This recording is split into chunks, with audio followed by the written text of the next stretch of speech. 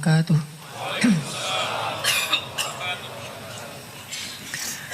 Alhamdulillahirabbil alamin. Hamdan katsiran thayyiban mubarakan fih kama yuhibbu rabbuna wa yarda. Asyhadu an la ilaha illallah wahdahu la syarikalah. Lahul mulku wa lahul hamdu wa huwa ala kulli syai'in qadir. Wa asyhadu anna Muhammadan abduhu wa rasuluh la nabiyya ba'dah. Alladzi la yantiqu 'anil hawa in huwa illa wahyun yuha. Allahumma shalli wa sallim wa barik ala sayyidina Muhammadin wa ala alihi wa sahbihi wa man tabi'ahu ila yaumiddin. Teman-teman sekalian, jamaah salat zuhur yang dirahmati Allah Subhanahu wa taala. Kadang Allah di dalam Al-Qur'an mengumpamakan hubungan antara kita dengan Allah itu dengan bahasa dagang atau dengan bahasa bisnis. Dan kenapa Allah menggunakan analogi dagang atau bisnis dalam hubungan hamba kepadanya? Karena Allah Subhanahu wa taala Maha Kaya. Jadi kalau Allah kekayaannya tanggung, Allah nggak akan nawarin kita perdagangan yang murni keuntungannya hanya untuk kita. Salah satu ayat perdagangan di dalam Al-Quran tentang kita dengan Allah itu misalnya surat As-Saff, ya ayyuhalladzina amanu hal adullukum ala tijaratin tunjikum min adzabin alim. Wahai orang yang beriman, mau enggak kalian aku tawarin satu tijarah. Tijarah itu dagang. Orang yang berdagang itu namanya tajir. Terus jadi bahasa Indonesia tajir, kaya raya. Dalam bahasa Arabnya tajir itu artinya pedagang. Jadi dagang sayur juga tajir. Kerjanya apa? Tajir. Padahal jualan hal-hal yang sepele. Kayak di Arab jualan siwak itu namanya tajir siwak. Jadi dia kaya raya gara-gara siwak. Ini tijarah tunjikum min azabin alim. Perniagaan yang bisa menyelamatkan kalian dari azab yang sangat menyakitkan, yaitu azab api neraka. Sehingga karena Allah menggunakan bahasa dagang dengan hambanya, dan Allah itu ghaniyun, syakurun, terus raufun, rahimun, wasi'un, apalagi karimun, jawadun, banyak sifat-sifat dan nama-nama Allah yang mulia yang ada hubungannya dengan tijarah, dengan tawaran berdagang. Dan semua nama itu harusnya jadi semacam motivasi dan jaminan buat kita bahwa kalau berdagang dengan Allah itu nggak bakalan rugi. Pertama, Allah itu ghaniyun, yang maha kaya. Jadi nggak akan mungkin kita ditunda-tunda bayarannya karena uangnya belum cair. Karena ternyata dananya nggak bisa diambil misalnya, atau dananya mandek dan segala macam. Nggak mungkin, karena Allah ghaniyun. Jadi hartanya itu nggak tanggung. Kalau kita berdagang atau berakad dengan makhluk, ada kemungkinan kita akan sedikit dikecewakan atau bahkan sangat kecewa karena bukan hanya dia orang yang jahat. Kadang dia orang baik juga bisa ngecewain kita. Kenapa orang baik bisa ngecewain? Karena dia manusia. Dia ngecewain kita bukan karena sengaja, tapi karena keterbatasan dan kekurangannya. Kayak kita berakad pinjam meminjam dengan teman kita. Kita yakin sama dia, kita percaya dia orang yang jujur, orang yang amanah, dan dia berjanji dalam 1 bulan akan membayar hutang. Ternyata selang 1 bulan dia datang ke kita minta maaf, nggak bisa bayar hutang karena duitnya belum ada, padahal dia udah berusaha semaksimal mungkin, dan bukan karena dia sengaja, bukan karena dia tidak amanah, tapi karena dia manusia. Dan di waktu itu mungkin kita lagi butuh-butuhnya duit, sementara kita berharap dari dia nggak cair, alasannya juga masuk akal. Akhirnya kekecewaan itu muncul secara natural, nggak bisa dibendung. Walaupun kita nggak marah sama dia, tapi kecewa dan sedih minimal ada. Ini kalau berakad dengan makhluk. Kalau Allah nggak mungkin kayak gitu. Ibaratnya simpanannya banyak, nggak cair di bank ini masih ada bank-bank yang lain. Nggak cair dari cara ini masih ada cara-cara yang lain. Banyak banget, semua adalah lillah, Tabarakalladzi biyadihil mulk. Di tangan Allah semua kerajaan. Jadi berdagang dengan Allah dengan nama Ghaniyun aja itu udah bikin kita harusnya nyaman. Gak usah khawatir lah kalau berakadnya dengan Allah. Justru khawatir kalau berakadnya dengan manusia. Nanti ada lagi sifat Allah yang lain. Innallaha la yukhliful mi'ad. Allah itu wafa. Allah gak pernah ingkar janji. Allah gak pernah menunda-nunda untuk menunaikan janji. Dan Allah itu gak pernah ngasih persis seperti yang dijanjikan. Gak pernah ngasih persis seperti yang dijanjikan. Yang ada Allah ngasih minimal 10 kali lipat dari yang dijanjikan. Ini namanya wafa. Memberikan lebih dari haknya. Dan Allah itu paling wafa. Sehingga kalau kita berakad berdagang dengan Allah, gak mungkin kita dapat hak kita persis. Gak mungkin. Apalagi rugi. Dapat persis saja enggak. Kayak misalnya ibarat kita nolongin orang hanya sekedar memindahkan duri dari jalan.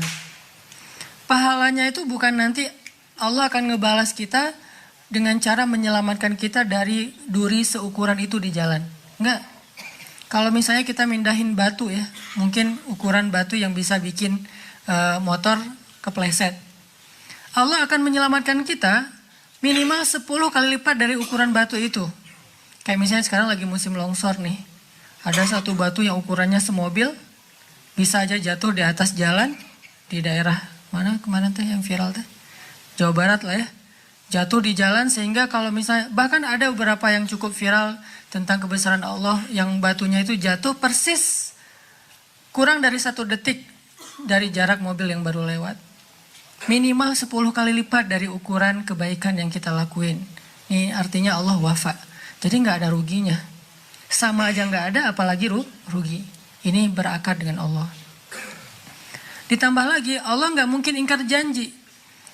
Kalau Allah sudah berjanji, Allah pasti menunaikan. Dan nggak ada penghalang bagi Allah untuk menunaikan janji. Kalau kita kadang banyak penghalang. Macet, bisa berubah janjinya. Kita ketemuan zuhur ya di Telkomsel. Akhirnya datangnya menjelang asar. Kenapa? Kejebak macet, banjir. Memangnya kita bisa terbang? Gak bisa. Allah tidak ada penghalang baginya untuk menunaikan janji. Gak ada cerita Allah jadi gak menunaikan janji sama kita gara-gara repot sama Firaun. Gak ada. Firaun mah gak ada apa-apanya lah.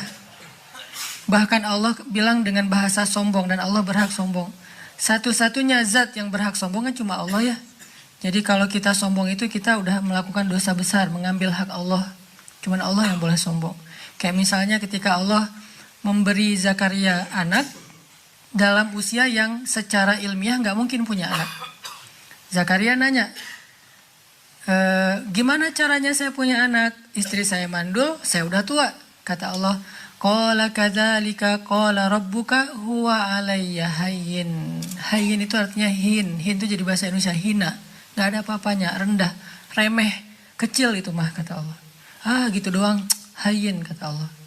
Artinya gak ada yang membuat Allah itu sulit untuk menunaikan janjinya. Sehingga Allah la yukhliful mi'ad. Kalau Allah udah berjanji, pasti ditunaikan. Kalau kita sampai berpikir Allah menunaikan gak ya, seolah-olah kita suuzon sama Allah.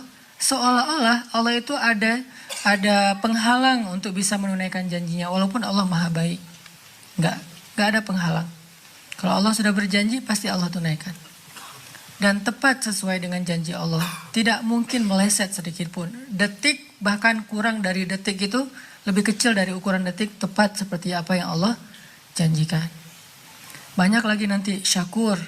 Arti syakur tuh Allah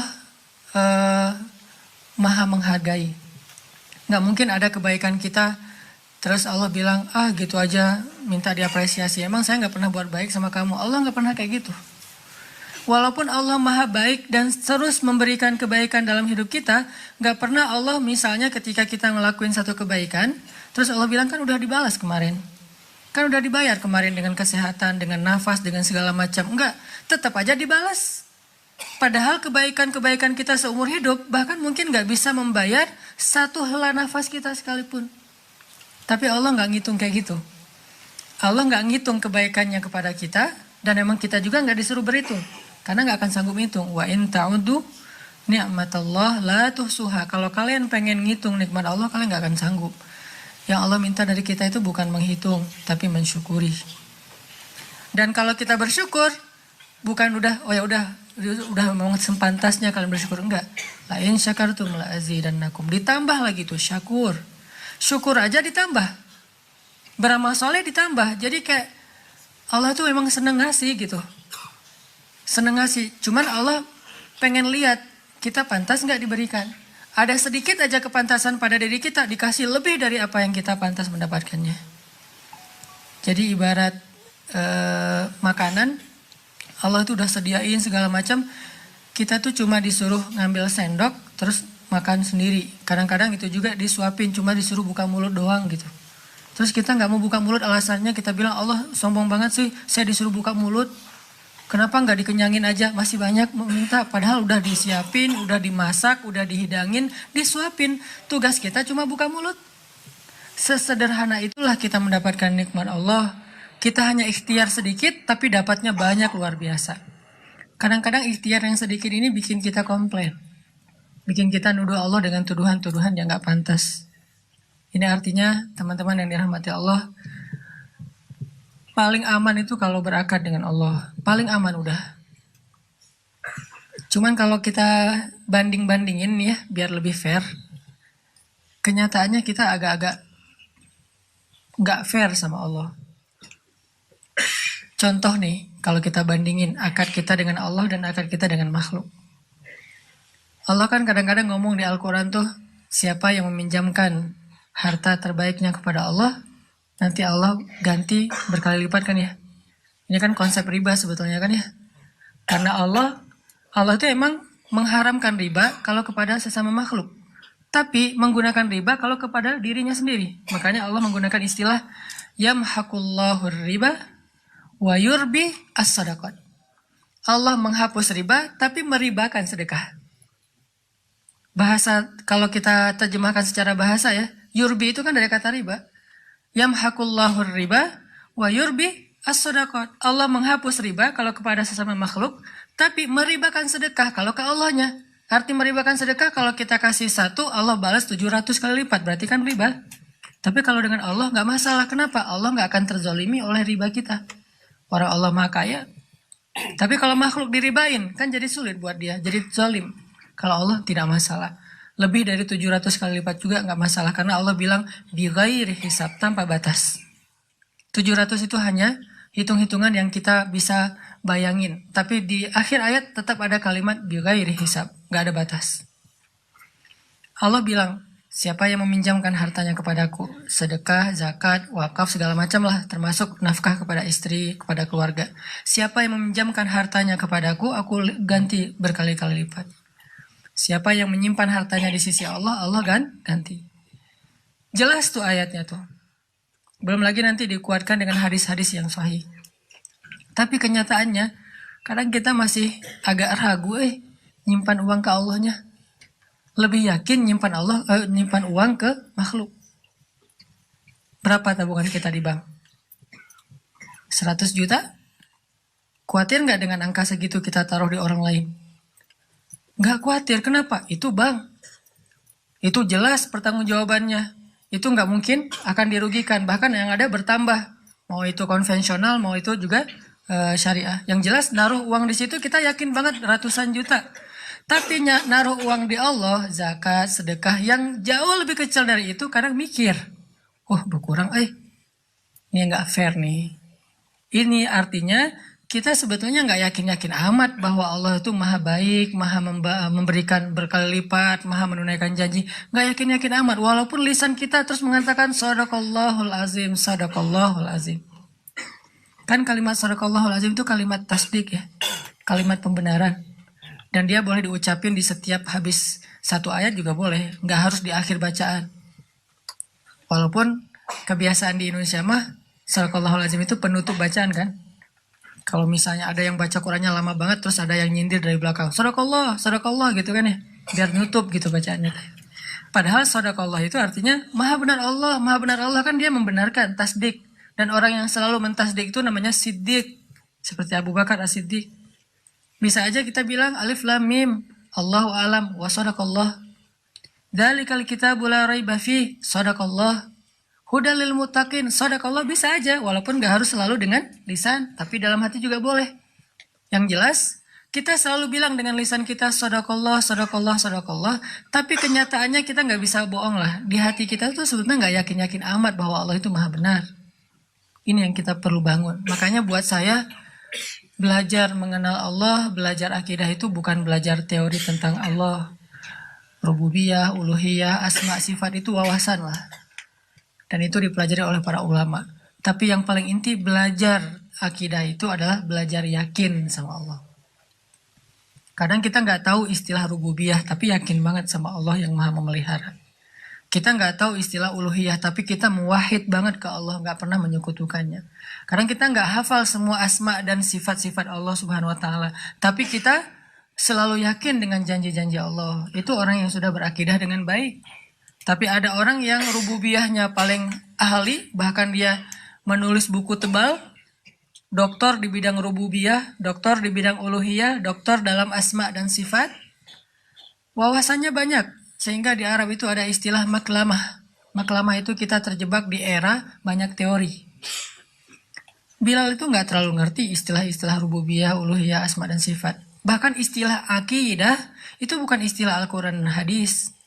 Istilah akidah itu istilah para ulama. Makanya di Al-Azhar itu kita mempelajari bab mata kuliah, salah satunya tentang tajdidul mustalahat. Pembaharuan istilah, sejarah pembaharuan istilah. Istilah yang ada di Al-Quran, yang ada di hadis, istilah yang dari ulama, istilah yang datangnya kemudian, istilah yang kekinian, termasuk kayak kita ikhtilat. Bagi sebagian orang menganggap istilah ikhtilat ini istilah yang paling baku kan ya. Padahal tidak ada istilah ikhtilat di dalam Al-Quran dan hadis. Yang ada adalah istilah hijab misalnya. Tetapi tetap nilainya ada. Akidah tidak ada di Al-Quran dan hadis. Yang ada rububiyahnya, Rabbal Alamin, Rabbin Nas dan seterusnya, uluhiyah dan seterusnya. Tapi istilah akidah nggak ada. Artinya sahabat itu nggak ngerti wawasan tentang akidah secara luas seperti yang kita pelajari. Di semua taklim tuh ada pembahasan akidah. Sampai ada taklim khusus bab akidah, dibedah banyak buku. Sahabat nggak sedalam itu sebagian mereka. Hanya beberapa sahabat yang memang fakih dalam agama. Tapi banyak juga sahabat yang pas-pasan urusan agamanya. Cuman buat mereka ilmu itu di hati, bukan di pikiran. Sehingga ilmu itu menambah iman, menambah rasa takut kepada Allah. Makanya Allah berfirman, innama yakhsyallaha min ibadihi al-ulama. Sesungguhnya yang takut itu kan sifatnya di sini. Takut itu perasaan, bukan pikiran. Maka yang takut kepada Allah itu orang yang berilmu. Berarti ilmu itu harusnya melahirkan rasa takut, melahirkan rasa yakin, melahirkan ya rasa berserah diri, melahirkan rasa percaya. Ini berarti ilmu.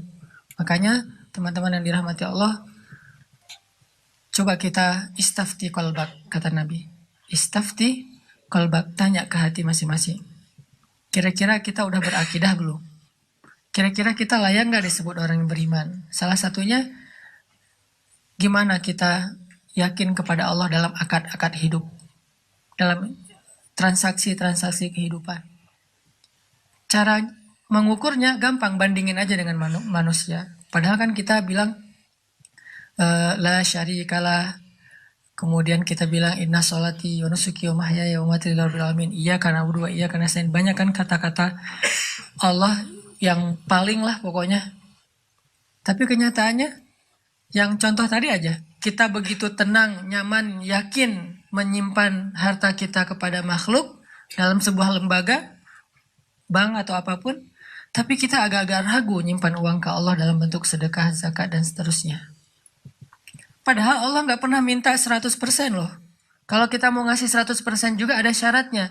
Nggak mentang-mentang ada cerita Abu Bakar ngasih seluruh hartanya, terus kita mewajibkan semua orang kayak Abu Bakar. Nggak. Banyak syarat. Abu Bakar udah memenuhi syarat itu. Salah satu syaratnya keluarganya ridho.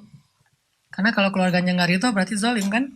Ada seorang sahabat pengen nyedekahin semua hartanya sebelum dia wafat. Kata Nabi, kamu punya anak? Punya. Kalau gitu jangan semuanya. Setengah boleh nggak Nabi? Kebanyakan. Sepertiga? Itu juga sih sebetulnya kebanyakan. Ya udah nggak apa-apa deh. Maksimal sepertiga. Karena ada 2/3 hak orang lain, keluarga dan seterusnya. Tapi kalau keluarga udah pada ridho kayak Abu Bakar, istrinya juga Asma bintu Umais, tahu sendiri Asma bintu Umais kayak gimana orangnya.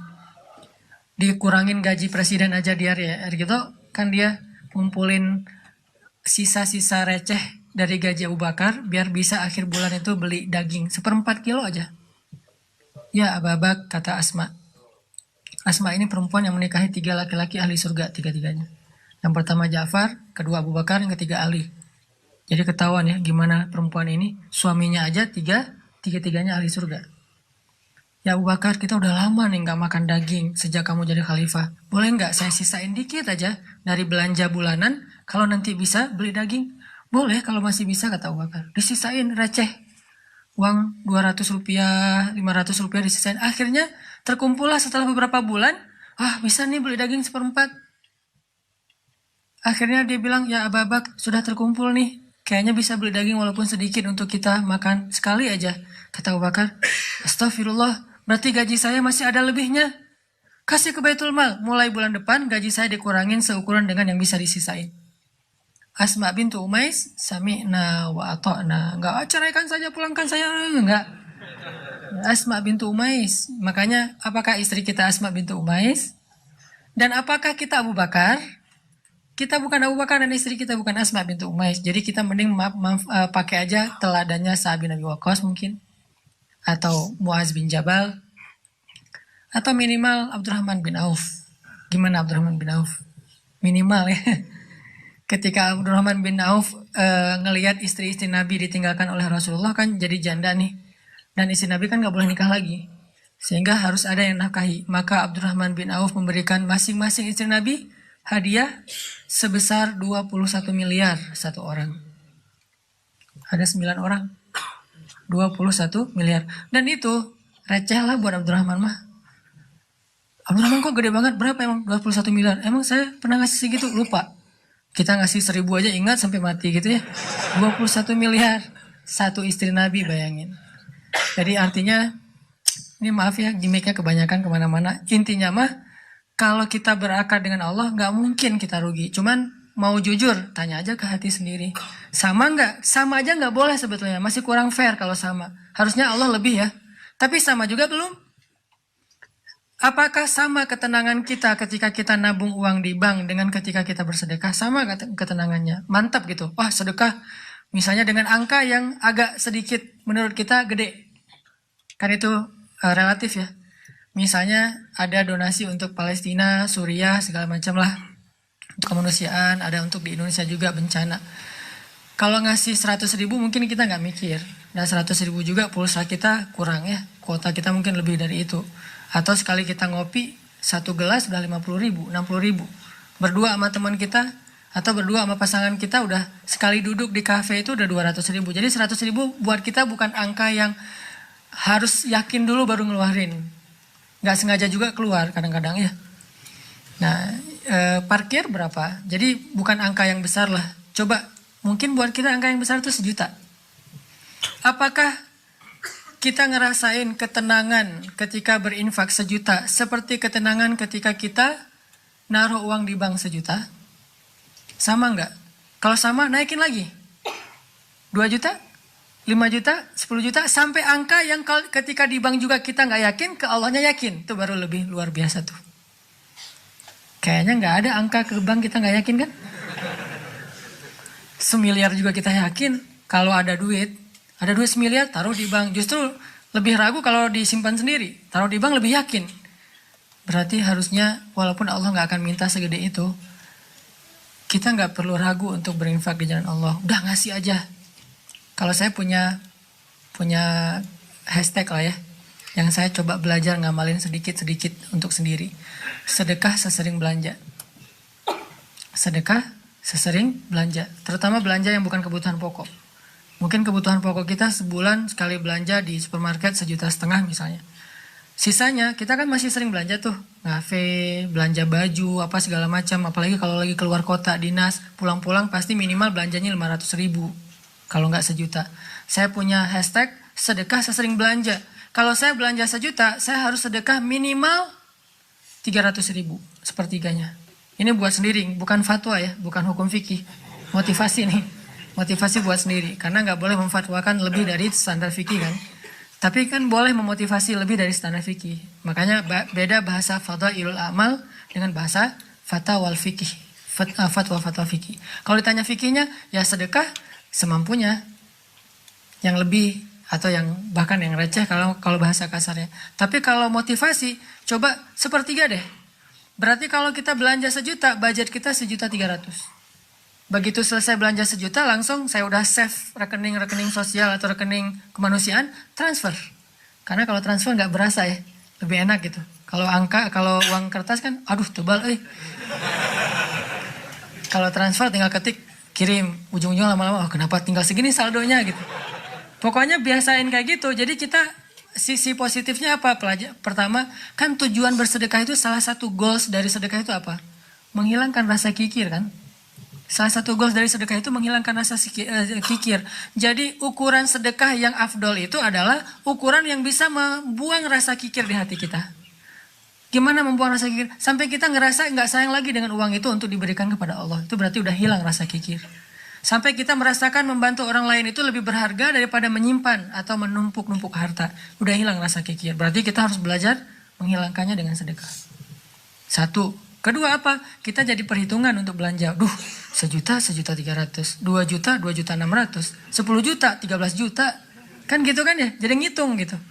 Apalagi buat ibu-ibu nanti nih. Ibu-ibu lah.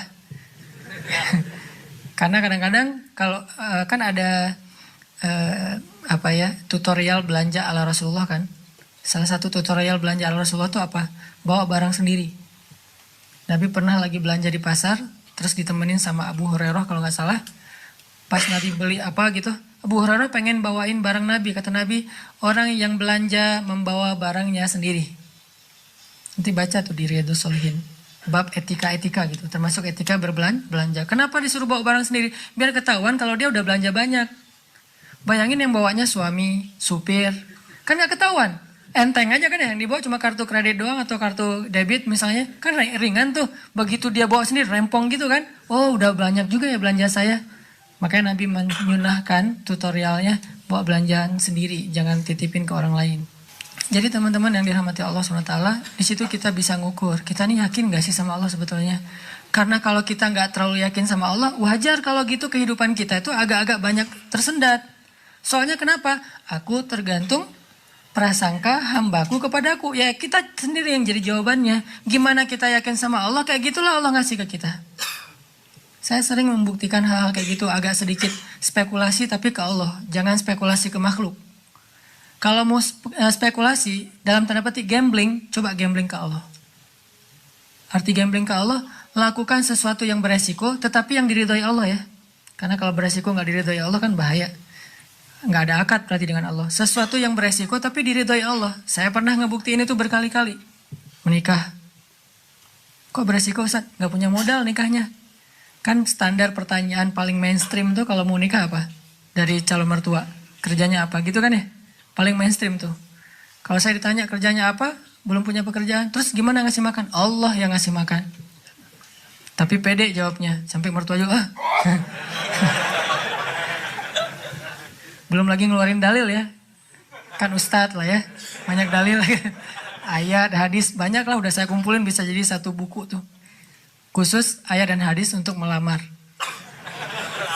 Mudah-mudahan nanti bisa di-share ayat dan hadis bahan untuk melamar, nembak calon mertua lah.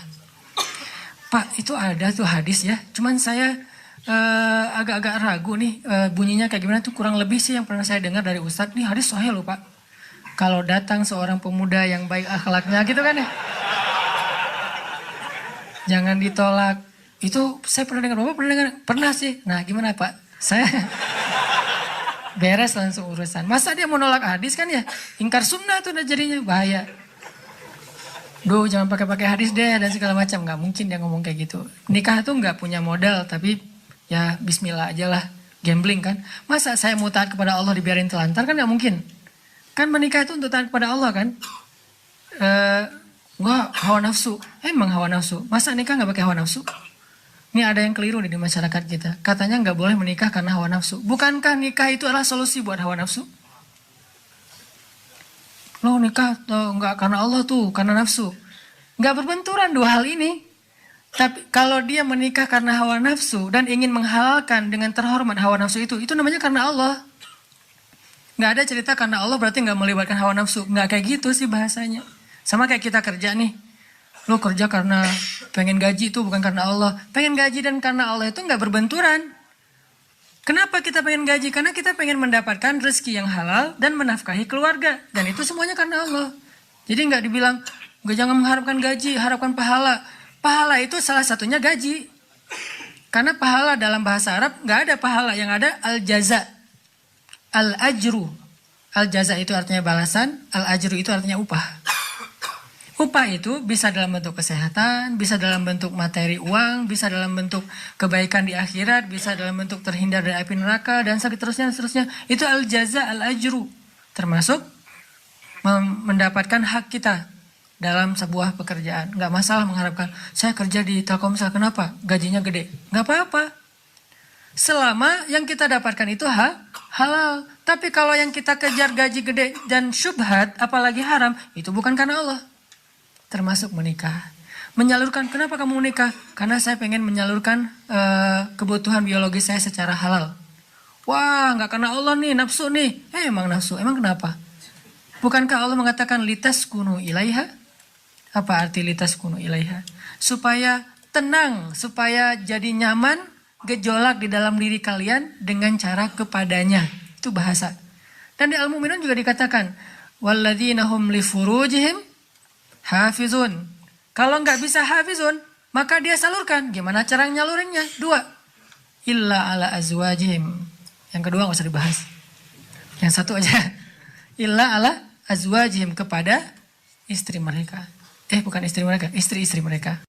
Illa ala azwajihim. Kalau dia menyalurkan dengan cara yang lain selain yang dibolehkan kayak gitu, kata Allah, faulaika humul adun. Dan Allah nggak suka kepada orang yang melampaui batas. Jadi menikah karena Allah, karena saya ingin menyalurkan kebutuhan biologis secara halal misalnya. Makanya mencari yang sesuai dengan kriteria masing-masing. Kalau misalnya ada yang kriterianya harus yang Arab, cari aja Syarifah, Habaib apa. Kalau Habib perempuannya Syarifah kan ya. Atau saya pengen yang Oriental, pergi aja ke Korea lah atau ke Jepang. Saya pengen yang misalnya etnik, nah, bisa di Indonesia misalnya. Ini mas selera, nggak masalah. Bukankah Nabi justru mengatakan memilih perempuan itu yang pertama justru fisiknya? Walaupun yang paling berharga bukan fisik, tapi tetap ditaruh yang paling depan. Karena itu yang ketahuan duluan kan. Kita nggak mungkin tahu kesolehannya langsung ketika awal ketemu, ini soleha banget nih, belum tentu. Ketika udah kenal dekat baru tahu ternyata dia rajin tahajud, rajin tilawah. Walaupun kadang-kadang kita ngelihat dia di Instagram postingan terakhir tilawah, alhamdulillah 1 juz hari ini misalnya. Bisa kayak gitu. Tapi rata-rata yang pertama dilihat fisiknya kan ya. Walaupun fisik banyak menipu sih, hasil editan segala macam. Pas ngeliat orangnya, lebih cantik dari di Instagram, Dia salah ngedit. Ini artinya teman-teman, kalau menikah itu karena Allah, kenapa takut? Bukankah Allah sendiri berjanji kalau mereka fukara, apa arti fukara? Nggak punya apa-apa. Kalau miskin masih punya apa-apa, cuma dikit. Kalau fukara nggak punya apapun. Allah yang yughniyahumullah, Allah yang akan mencukupkan kebutuhan mereka. Oh, Allah yang cukupin, ya udah selesai. Nikah, datang, yuk nikah yuk. Nggak gitu sih caranya. Terlalu polos kayak gitu mah pasti ditolak lah. Adalah trik-triknya pasti teman-teman udah mempraktekkan, kalau enggak pasti berstatus masih jomblo ya. Jomblo itu kurang kreatif menurut saya. Kalau yang udah nikah pasti kreatif banget. Tahu banget cara-caranya gimana ya. Alhamdulillah berhasil. Setidaknya untuk dia berhasil setelah puluhan orang yang gagal misalnya. Kalau yang jomblo nih kayaknya harus latihan nih, belajar kepada yang udah nikah, nanti di kantor sambil istirahat sharing deh. Gimana dulu lu nembak calon istri? Gitu aja. Gimana gitu aja, tahajud dulu. Ya Allah yang membolak-balikan hati. Hati dia memang ada di dalam tubuhnya, tapi pemiliknya bukan dia, tapi engkau ya Allah. Setahu saya nih, dia kayaknya hatinya ke si fulan. Dah saya mah gak bisa kecuali dia. Ya Allah, ya Allah, ya Allah. Akhirnya berhasil. Dan saya ngebuktiin itu banget. Saya sering bilang, saya itu bukan tipe istri saya loh. Sangat bukan tipe istri saya. Ada 4 hal yang pantang buat istri saya. 4-4-nya ada di saya. Subhanallah. Kok bisa berhasil? Ustadz. Dia berdoa, ya Allah, jangan itu, jangan itu, jangan itu, jangan itu. Saya cuma berdoa sekali, ya Allah, please yang itu. Ternyata tiba-tiba ya, kelepek-kelepek, nggak berhasil dia. Saya tanya, kenapa kamu milih saya? Bukankah 4-4-nya ada pada saya? Pertama, nggak mau orang Sumatera. Katanya orang Sumatera itu keras.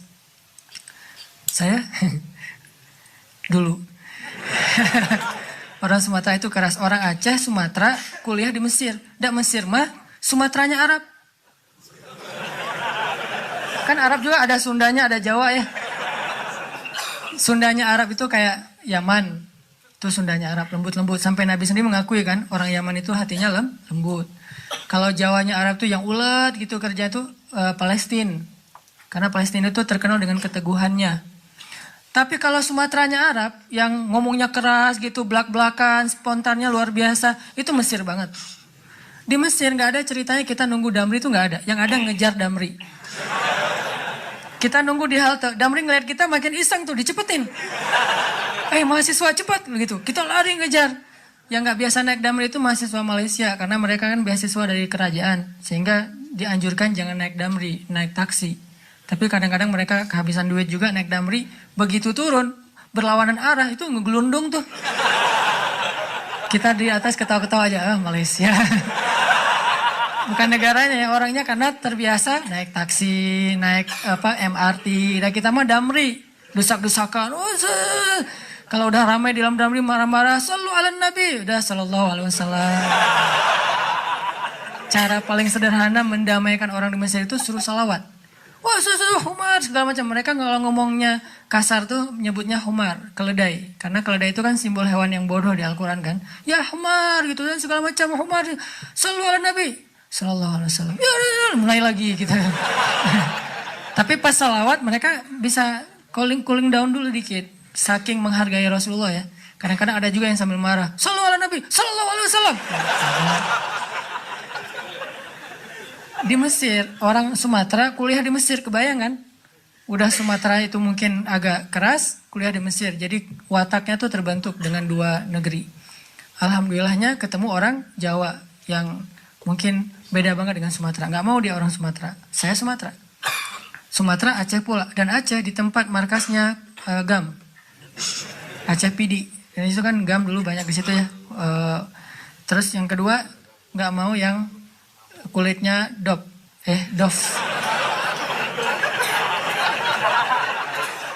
Kebanyakan ke pantai misalnya. Saya nyebutnya nggak dof sih, nyebutnya eksotis gitu. Ketiga, nggak mau yang berewokan. Nggak usah tanya kenapa. Keempat, nggak mau anak pesantren. Ini juga nggak tahu kenapa nih. 4-4-nya ada di saya nih. Ya Allah, please jangan itu. Ya Allah, saya pengennya itu. Kuat-kuatan doa. Ternyata doa saya lebih diijabah. Tadi kan, Ustaz. Pas ketemu sama dia, kenapa kamu mau sama saya? Padahal 4-4-nya ada di saya. Karena kamu punya yang kelima. Apa? Hati kamu. Nggak gitu sih ngomongnya. Yang jujurnya bukan itu mah versi jaim ya. Kalau versi jujurnya, kenapa? Karena kamu pelet gitu ya. Peletnya pakai apa? Pakai Al-Quran. Begitu ketemu, Bismillahirrahmanirrahim. Ria-ria dikit lah. Tapi ria untuk kebaikan kan. Biar dapat seseorang yang sesuai dengan isi hati. Ngeklik langsung, ya Allah, berhasil. Dan setelah itu, biarin Allah aja yang ngatur. Mau kerja apa, mau tinggal di mana. Ternyata alhamdulillah saya ngerasain justru rezeki itu Allah mudahin setelah menikah. Dulu awal-awal saya datang ke Bandung, kita ngontraknya itu di rumah yang tempat pembuangan sampah. Di Tegalega tuh, di salah satu lapangan di Bandung, di pojok Tegalega itu ada pembuangan sampah. Kita tinggal di situ. Paling murah soalnya di situ. Mulai saya usaha nerjemahin buku, nggak ada yang mau nerbitin. Terjemahannya jelek katanya. Ya udah deh. Mungkin bukan terjemahannya yang jelek. Melihat muka saya dia sebel. Banyak orang yang ngeliat muka saya tuh sebel. Termasuk tadi calon istri saya pertama ngeliat muka saya, apaan sih nih orang kayak gini banget. Sekarang, kok gini banget ya kamu? Tuh, terjemahin buku nggak bisa. Akhirnya saya nulis buku sendiri. Karena nggak bisa nerjemahin, nulis aja sendiri. Capruk aja pokoknya, nulis apa yang bisa ditulis, tulis. Ditaruh ke penerbit juga nggak ada yang mau nerbitin. Ada satu-satunya penerbit yang mau nerbitin, katanya royaltinya sedikit banget dan bayarnya setahun sekali. Bayangin, royalti setahun sekali. Sedikit sekali lagi tuh. Akhirnya saya terbitin sendiri. Jadi penerbit, jadi direktur, jadi penulis, jadi kuli. Ngangkat buku pakai kotak Marlboro, lintasin Jalan Soekarno-Hatta, ngirim ke Sumatera, Kalimantan. Pelan-pelan akhirnya usaha nambah dari penerbitan ke jual pulsa. Jadi saya dulu pernah jadi vendor gitu sih, bahasa kerennya, vendor Telkomsel gitu ya. Saya tuh jual pulsa, ada 60 cabang pulsa di Bandung sebelum ada di Alfamart dan Indomaret. 60 cabang pulsa. Terus nambah lagi ke jual beli mobil second. Beli, jual, dikira orang kaya banget, padahal gonta-ganti aja karena emang dijual. Tapi yang harga murah di bawah 100 juta, bukan yang mobil-mobil mahal. Terus coba-coba di properti. Ternyata Allah mudahin setelah menikah. Karena kenapa? Allah yang janjiin. Allah nggak mungkin ingkar janji. Gambling dikit lah di awal. Tapi di tengah dan di akhir kita akan ngelihat banget gimana Allah nunjukin kebenaran janji-janjinya. Tapi kalau kita nggak berani gambling sama Allah, ya Allah pasti akan nunjukin ke kita yang terbayangkan oleh kita. Saya sering bilang, nasib kita itu tergantung iman. Kalau kita pengen kehidupan kita amazing, kita harus punya iman yang amazing. Kalau kita pengen dapat lebih banyak miracle dalam hidup kita, surprise, berarti iman kita itu harus miracle. Kalau iman kita ilmiah, kita hanya akan mendapatkan kehidupan yang ilmiah sesuai dengan hitung-hitungan kita. Kalau kayak gini, 1 tambah 1, 2. Kalau kita pengen hidup kita banyak kejutan, 1 tambah 1, 10, berarti kita harus punya keimanan yang amazing, miracle, ajaib kayak gitu. Aku tergantung prasangka hambaku kepadaku. Dan salah satu cara nguji iman, gambling aja sama Allah. Saya berangkat ke Mesir gambling, gak bawa uang sama sekali. Tapi alhamdulillah di Mesir, Allah kasih rezeki yang luar biasa. Bahkan bisa ngirimin buat adik-adik di Aceh. Karena ibu saya kalau telepon ibu, Mak butuh apa? Adik-adik belum bayar sekolah, kirimin bayar sekolah. Mak butuh apa? Ini mau bulan puasa, di rumah gak ada kulkas, masa beli es terus di tetangga. Berapa kulkas? 1 aja gak usah banyak-banyak, beli kulkas. Alhamdulillah bisa ngirim gitu. Mak butuh apa lagi? Nih kamu kalau telepon mak harus nggak enak ke tetangga. Selalu nelponnya ke rumah tetangga kan. Pasang telepon dan di rumah nanti kamu bayar ya bulanannya. Siap, kirimin. Pokoknya alhamdulillah kehidupan di rumah kita juga jadi terangkat sejak ke Mesir. Padahal pergi ke Mesirnya nggak punya modal. Modalnya apa? Allah di Indonesia dengan Allah di Mesir itu sama. Itu aja modalnya. Kalau di Indonesia saya bisa makan, kenapa di Mesir enggak? Orang Allahnya sama. Yang ngasih makan kan sama. Kecuali Allahnya beda. Berarti pendaftaran dulu, ngisi form visa dulu, segala macam kan repot kan. Tapi Allahnya sama. Jadi yang ngasih saya makan di Indonesia Allah yang itu, yang ngasih saya makan di Mesir juga Allah yang sama. Jadi nggak ada yang berubah kecuali tempatnya doang. Sumbernya sama. Gambling, akhirnya Allah mudahkan. Berangkat nggak ada beasiswa. Tapi sampai di sana dapat 3 beasiswa. Dan ternyata mudah banget. Pertama kayaknya salah satu yang paling cepat dapat beasiswa di Mesir itu saya tuh. Biasanya kalau dari Indonesia nggak dapat beasiswa, terjun bebas, sampai di Mesir tuh harus lulus ujian pertama dulu nih, baru dapat beasiswa. Minimal 6 bulan. Saya kurang dari 1 bulan dapat beasiswa. Datang, seminggu pertama ditampung sama teman-teman yang seleting, langsung lamar beasiswa dulu ke beberapa lembaga. Mesir itu negara yang menengah, bukan negara kaya, tapi memberi beasiswa ke ratusan ribu mahasiswa asing. Negaranya tuh bukan kayak Kuwait, kayak Emirat, kayak Dubai, bukan. Negara biasa banget, lebih lemah dari Indonesia secara ekonominya. Tapi ngasih beasiswanya luar biasa ke mahasiswa asing, ratusan ribu, terutama Afrika. Nah akhirnya saya coba tes beasiswa, ditanya dari mana, Indonesia, bisa ngaji nggak? Karena dia pikir orang Indonesia nggak bisa ngaji. Saya bilang dikit-dikit, biar nggak ngasih yang susah-susah gitu ya. Dikit-dikit saya bilang. Oh ya udah, coba baca surat apa? Al-Fatihah aja deh. Ya, Al-Fatihah mah insya Allah lah ya. Al-Fatihah baca, saya pakai irama Al-Ghamidi. Bismillahirrahmanirrahim. Alhamdulillahi rabbil alamin. Dia nangis. Wah baper Yang ngetesnya nangis. Masya Allah, orang Indonesia bisa ngaji. Ceplok langsung beasiswa. Wah mudah gening dapat beasiswa. Saya datang lagi ke lembaga yang lain. Beasiswa, bisa ngaji? Dikit-dikit. Ya udah coba ngaji, surat apa? Terserah, Al-Ikhlas boleh? Boleh, Al-Ikhlas. Al-Ikhlas, Al-Falak, Al-Fatihah. Lulus, alhamdulillah ya. Ada itu mah insya Allah lulus. Dikirain orang Indonesia tuh kayak orang yang baru masuk Islam yang mungkin belajar Al-Quran juga baru gitu. Alhamdulillah saya udah sering ikut musabaqah dari kecil dan alhamdulillah sering juara nasional. Jadi ya, dikit-dikit bisa lah untuk bikin orang agak-agak baper, tahu trik-triknya. Akhirnya dia, apalagi Al-Fatihah, Al-Ikhlas kan, alhamdulillah dapat beasiswa 3 langsung. Akhirnya saya punya rumah 3. 1 dekat Sungai Nil, kalau lagi bete di situ aja. Sekalian kalau ada apa-apa nanti nyemplung. Pernah diputusin, tawaf Sungai Nil. Masa lalu ya, nggak usah dibahas ya.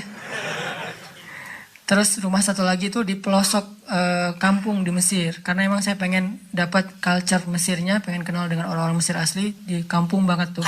Yang di sebelah rumah itu ada kandang keledai. Disitulah saya mengetahui makna hadis Nabi. Kalau kalian dengar suara anjing dan suara keledai berarti ngelihat setan. Berta'awuz lah kan ya.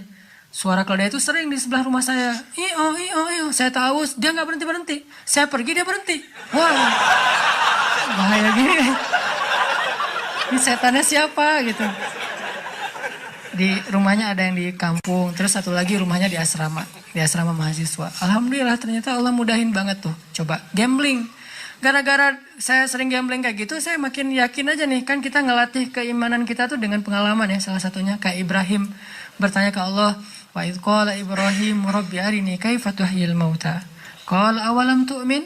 Qala bala walakin liyatma'inna qalbi. Ya Allah, gimana cara engkau menghidupkan yang mati? Kata Allah, emangnya kamu enggak beriman?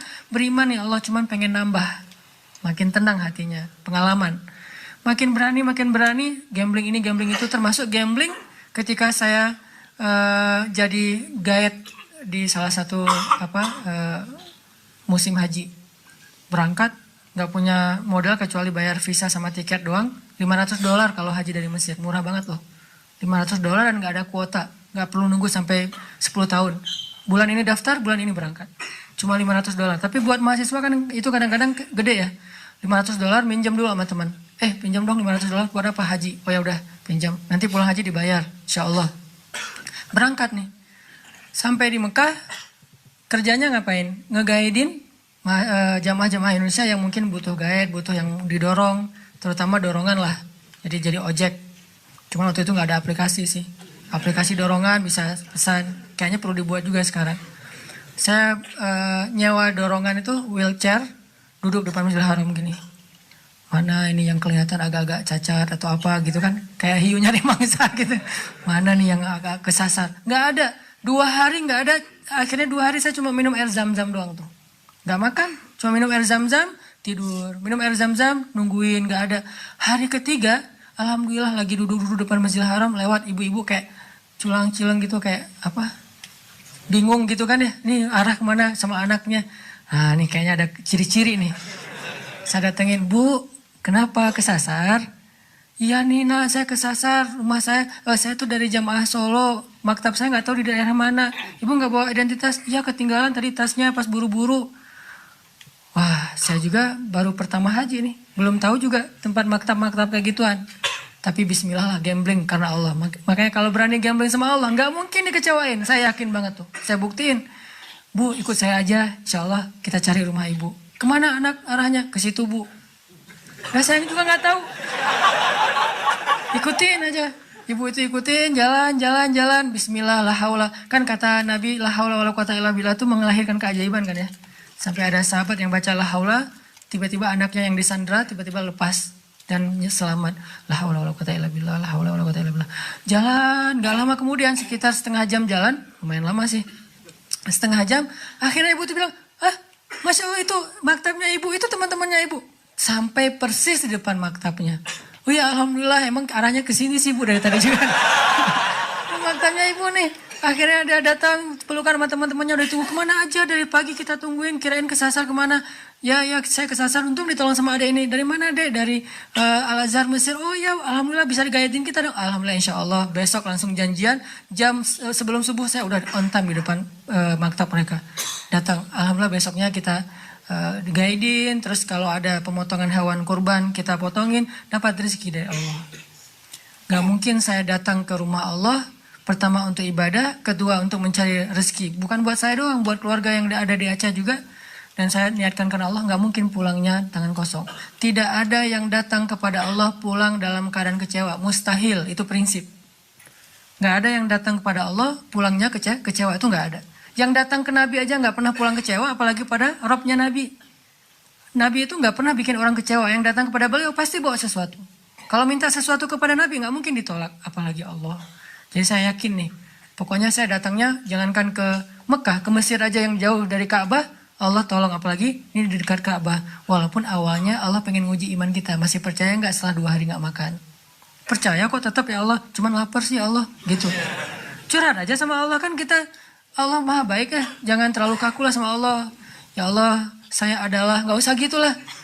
Ya Allah, saya lapar nih, kan Musa gitu, pas lagi di bawah pohon di Madian. Ya Allah, saya lapar sementara engkau dan saya fakir kepada kebaikan darimu. Langsung Allah beri, bukan cuma makan, sampai istri juga dikasih sama Allah. Akhirnya pulang-pulang alhamdulillah bisa bayar hutang. Mak, butuh apa? Kirimin. Setiap tahun kayak gitu. Pulang dari Indonesia, dari Mesir kayak gitu, sampai sekarang hidup suka gambling. Sehingga angka 1/3 dari uang belanja itu kecil kalau dengan keyakinan kepada Allah, nggak mungkin ngecewain. Karena udah terbiasa kayak gitu. 1/3 mah pasti diganti lah, ntar lagi juga. Ketika ada musibah dikit, berakatnya dengan Allah. HP saya waktu itu harganya sekitar 1,5 juta, jatuh nih gara-gara buru-buru mau tahajud di masjid, jam 2 tahajud, jam 2 saya bangun, kan udah telat nih, jadi panik, nyambar HP, jatuh, layarnya retak, nggak bisa dipakai. Saat itu juga saya bilang, Allah beri saya pahala dalam musibah ini, beri saya ganti yang lebih baik darinya. Tenang udah, sholat tahajud subuh, pagi-pagi diganti dengan Note 5 yang waktu itu harganya masih 10 juta. Allah kasih cash dalam hitungan jam. Tergantung prasangka kepada hambanya. Dan jangan selalu mengidentikan bahwa pemberian Allah itu sedekah. Enggak. Bisa dikasih sebuah proyek, bisa dikasih lewat sebuah mungkin ada orang yang dulu udah lama, kita udah lupa juga dia punya utang sama kita, tiba-tiba bayar. Banyak cara lah buat Allah. Saya pernah mobil saya diserempet sama aparat. Dia yang salah tapi dia yang marah-marah. Nabrak dari belakang. Wah, ditabrak. Dia turun duluan, marah-marah duluan. Nyuri start gitu. Pas saya lihat, wah ini aparat mau diramein susah, ya udah deh. Akhirnya dia pergi, saya harus memperbaiki kendaraan saya 1,5 juta. Nggak bisa akad dengan makhluk karena dia zalim, saya akad dengan Khalik yang maha baik, yang syakur. Ya Allah, beri saya ganti yang lebih baik dari ini. Seminggu kemudian, saya ada suatu urusan pekerjaan, dapat ganti dari Allah 15 juta, 10 kali lipat dari yang sudah diambil. Dan jangan bilang, kalau nggak tadi udah jadi 16,5 juta loh. Nggak. Kan kita kadang-kadang ngitungnya suka gitu ya. Padahal kalau nggak ada 1,5 juta yang kita ikhlasin, nggak ada 15 juta. Jadi tetap 15 juta sebetulnya. Ya Allah, kalau kemarin nggak ada kecelakaan itu pasti saya udah dapat 16,5 juta nih. Ini agak-agak terlalu tamak ya. Intinya teman-teman yang dirahmati Allah, yuk kita belajar berakar dengan Allah itu di hati. Bukan cuma inna sholati wa nusuki wa mahyaya wa mamati lillahi rabbil alamin secara lisan, tapi libatkan hati kita. Kalau berinteraksi dengan makhluk, berakar dengan makhluk lewat lisan. Saya terima nikahnya gitu kan ya. Nikah, apa aja lah pokoknya. Lisan kan. Tapi kalau dengan Allah, hati. Karena kalau nggak melibatkan hati, nggak sah akad kita dengan Allah. Walaupun lisan kita ngucapin yang paling manis sekalipun. Karena orang munafik lebih manis dari itu. Nanti baca di surat Al-Munafikun. Gimana kata-kata orang munafik. Baca lagi surat Al-Jumu'ah. Baca lagi surat-surat lain tentang orang munafik. At-Taubah. Banyak kan cerita-cerita orang munafik yang lisannya baik. Tapi hatinya nggak terlibat. Maka Allah mengatakan. Fi qulubihim marad. Yukhadi'un Allah. Yuk kita berakar dengan Allah. Dengan melibatkan hati. Yaitu yakin. Insya Allah dengan begitu Allah akan tunjukin keajaiban dalam hidup kita, memudahkan urusan-urusan kita, memberikan kita kebaikan-kebaikan yang tidak terhingga. Itu aja yang bisa saya sampaikan. Barakallahu li wa lakum. Wassalamualaikum warahmatullahi wabarakatuh.